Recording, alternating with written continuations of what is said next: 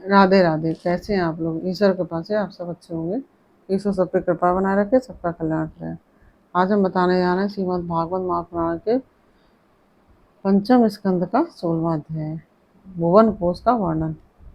इसके पहले हम कहना चाहेंगे, यदि आपने हमारे चैनल को सब्सक्राइब नहीं किया तो प्लीज़ हमारे चैनल को सब्सक्राइब कर लीजिए और बेल आइकन बटन अवश्य दबा दीजिए, जिससे कि हमारे आने वाले सारे वीडियोज़ आपको प्राप्त हो सकें। तो यदि आपको हमारी कथा पसंद आ रही हो तो वीडियो को लाइक शेयर अवश्य करिए और कमेंट में राधे राधे अवश्य लिखिए। चलिए अब चलते हैं कथा की तरफ। श्रीमन्नारायण नारायण हरि हरि, भजन नारायण नारायण हरि हरि, तेरी लीला सबसे प्यारी प्यारी हरि, तेरी लीला सबसे प्यारी न्यारी हरि, श्रीमन्नारायण नारायण हरि हरि, भजन नारायण नारायण हरि हरि। राधे राधे। बोलो कृष्ण कन्हैया लाल की जय। राजा परीक्षित ने कहा, मुनिवर, जहाँ तक सूर्य का प्रकाश है और जहाँ तक तारागण के सहित चंद्रदेव दिख पड़ते हैं, वहाँ तक आपने भूमंडल का विस्तार बतलाया है। उसमें भी आपने बतलाया कि महाराज प्रियव्रत के रथ के पहियों की 7 लीकों से 7 समुद्र बन गए थे, जिनके कारण इस भूमंडल में 7 द्वीपों का विभाग हुआ। अतः भगवान, अब मैं इन सबका परिमाण और लक्षणों के सहित पूरा विवरण जानना चाहता हूँ। वे जो मन भगवान के इस गुणमय स्थूल विग्रह में लग सकता है, उसी का उनके वासुदेव संज्ञक स्वयं प्रकाश निर्गुण ब्रह्म रूप सूक्ष्मतम स्वरूप में भी अपना लगना संभव है। अतः गुरुवर, इस विषय में विशद रूप से वर्णन करने की कृपा कीजिए। श्री सुखदेव जी बोले, महाराज, भगवान की माया के गुणों का इतना विस्तार है कि यदि कोई पुरुष देवताओं के समान आयु पाले तो भी मन या वाणी से इसका अंत नहीं पा सकता। इसलिए हम नाम, रूप, परिमाण और लक्षणों के द्वारा मुख्य मुख्य बातों को लेकर ही इस भूमंडल की विशेषताओं का वर्णन करेंगे। यह जम्बूद्वीप जिसमें हम रह रहे हैं, भूमंडल रूप कमल के कोश स्थानीय जो 7 द्वीप हैं, उनमें सबसे भीतर का कोश है। इसका विस्तार 1 लाख योजन है और यह कमल पत्र के समान गोलाकार है। इसमें 9,000 योजन वाले 9 वर्ष हैं, जो इन सीमाओं का विभाग करने वाले 8 पर्वतों से बंधे हुए हैं, 8 पर्वतों से बटे हुए हैं। इनके बीचों बीच इलाव्रत नाम का 10वां वर्ष है, जिसके मध्य में कुल पर्वतों का राजा मेरु पर्वत है। वह मानो भूमंडल रूप कमल की कणिका ही है। वह ऊपर से नीचे तक सारा का सारा स्वर्णमय है और 1 लाख योजन ऊंचा है। उसका विस्तार शिखर पर 32,000 और तलेटी पर 16,000 योजन है, और तथा 16,000 योजन ही वह भूमि के भीतर घुसा हुआ है, अर्थात भूमि के बाहर उसकी ऊंचाई 84,000 योजन है। इलाव्रत वर्ष के उत्तर में क्रमशः नील, श्वेत और संगमान नाम के 3 पर्वत हैं, जो रम्यक, हिरण्मय और कुरु नाम के वर्षों की सीमा बांधते हैं, और वे पूर्व से पश्चिम तक खारे पानी के समुद्र तक फैले हुए हैं। उनमें से प्रत्येक की चौड़ाई 2,000 योजन है और तथा लंबाई में पहले की अपेक्षा पिछला क्रमशः 10 मांस से कुछ अधिक कम है। चौड़ाई और ऊंचाई भी ऊंचाई तो सभी सभी की समान है। इस प्रकार इलाहाबाद के दक्षिण की ओर एक के बाद एक निषद, हेमकूट और हिमालय नाम के 3 पर्वत हैं। नील आदि पर्वतों के समान ये भी पूर्व पश्चिम की ओर फैले हुए हैं।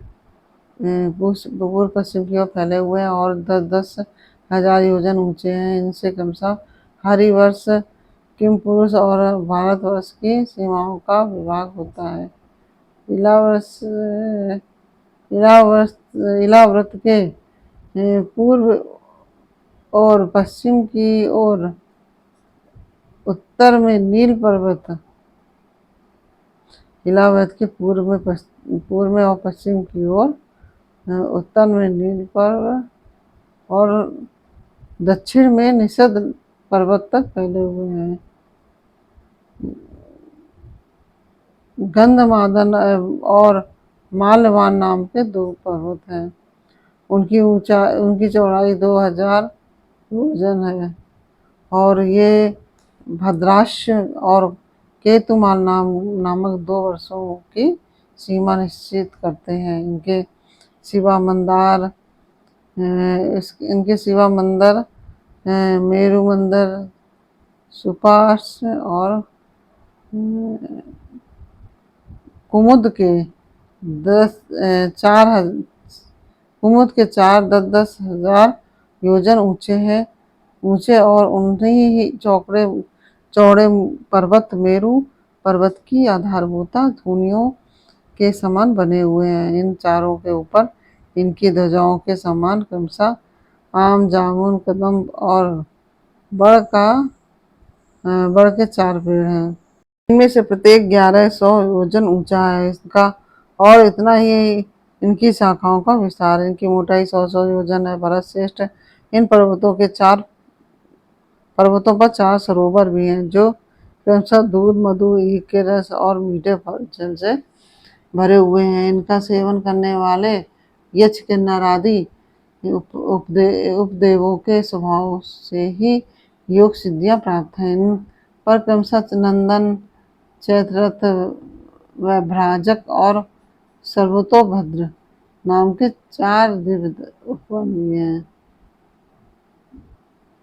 इनमें प्रधान देवगण अनेकों सुर सुंदरियों के गायक बनकर साथ साथ विहार करते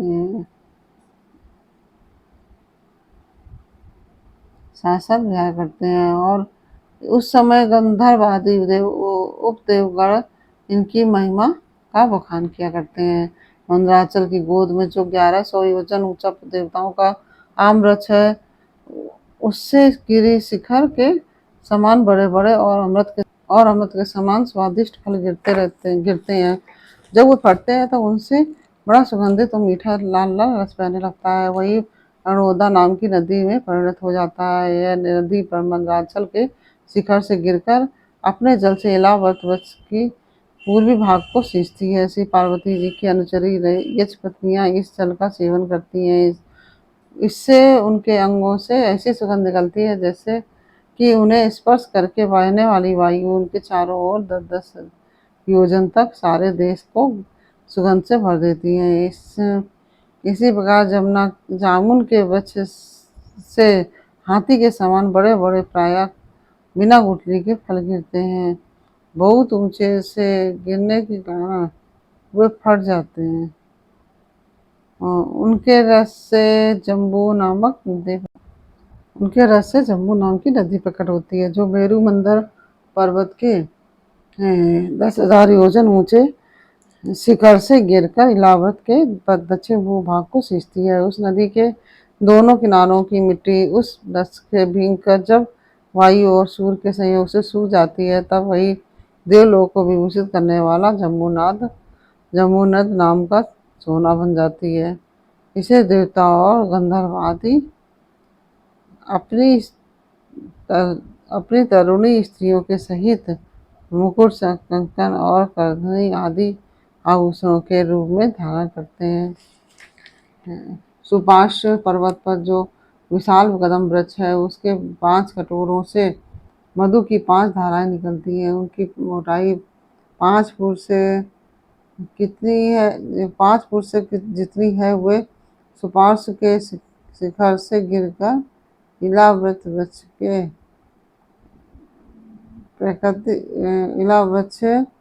इलावृत वृक्ष के पर पश्चिमी भाग को अपनी सुगंध से सुवासित करती है। जो लोग इनका मधुपान करते हैं उनके मुख से निकली हुई वायु अपने मार्गों उनके मुख से निकली हुई वायु अपने चारों ओर 100 योजन तक इसकी महक फैला देती है। इस प्रकार कुमुद पर्वत पर जो सतवृक्ष नाम का वटवृक्ष है, उसकी जड़ों से नीचे की ओर बहने वाले अनेक नद निकलते हैं। वे सब इच्छा अनुसार भोग देने वाले हैं। उनसे दूध, दही, मधु, घृत, गुड़, अन्न, वस्त्र और वस्त्र, शय्या, आसन और आभूषण आदि सभी पदार्थ मिल सकते हैं। ये सब कुमुद के शिखर से गिरकर इलावत के उत्तरी भाग को सींचते हैं। उनसे इनके दिए हुए पदार्थों का उपभोग करने से वहाँ की प्रजा की त्वचा में झुर्रियाँ पड़ जाना, बाल पक जाना, थकान होना, शरीर में पसीना आना और दुर्गंध निकलना, बुढ़ापा, रोग, मृत्यु, सर्दी, गर्मी की पीड़ा, शरीर का कांतिहीन हो जाना और अंगों का टूटना आदि कष्ट कभी नहीं सताते और उन्हें जीवन पर्यंत पूरा सुख प्राप्त होता है। राजन, कमल की कलिका के चारों ओर जैसे केसर होता है, उसी प्रकार मेरू के मूल देश में उसके चारों ओर कुरंग, कुरर, कुसुम्भ, वेंकक, त्रिकूट, शिशिर, पतंग, कुचक, निषद, श्रीनिवास, कपिल, शंख, वैदुर, जारुधि, हर्ष, ऋषभ, नाग, कालंजर और नारद आदि 20 पर्वत और हैं। इसके सिवा मेरू के पूर्व की ओर जठर और देवकूट नामक के 2 पर्वत हैं, जो 18,000 योजन लंबे और 2-2 हजार योजन चौड़े और ऊंचे हैं। इसी प्रकार पश्चिम की ओर पवन और परियात्र, दक्षिण की ओर कैलाश और करवीर तथा उत्तर की ओर नृसिंह और मकर नाम के पर्वत हैं। इन 8 पहाड़ों से चारों ओर घिरा हुआ सुवर्णगिरि मेरू अग्नि के समान जगमगाता रहता है। कहते हैं, मेरू के शिखर पर जो बीचों बीच भगवान ब्रह्मा जी की स्वर्णमयी पुरी है, जो आकार में समचौरस तथा करोड़ योजन विस्तार वाली है। उसके नीचे पूर्वादि 8 दिशा और उप दिशाओं में उनके अधिपति इंद्रादि 8 लोकपालों की 8 पुरियां हैं। वे अपने अपने स्वामी के अनुरूप उन्हीं दिशाओं में हैं तथा परिमाण में ब्रह्मा जी की पुरी से चौथाई है। और इस प्रकार यह 16वां अध्याय पूर्ण हुआ। श्रीमन्नारायण नारायण हरि हरि, लक्ष्मण नारायण हरि हरि। तेरी लीला सबसे प्यारी प्यारी, हरि हरि। तेरी लीला सबसे न्यारी न्यारी, हरि हरि। श्रीमन्नारायण नारायण हरि। राधे राधे।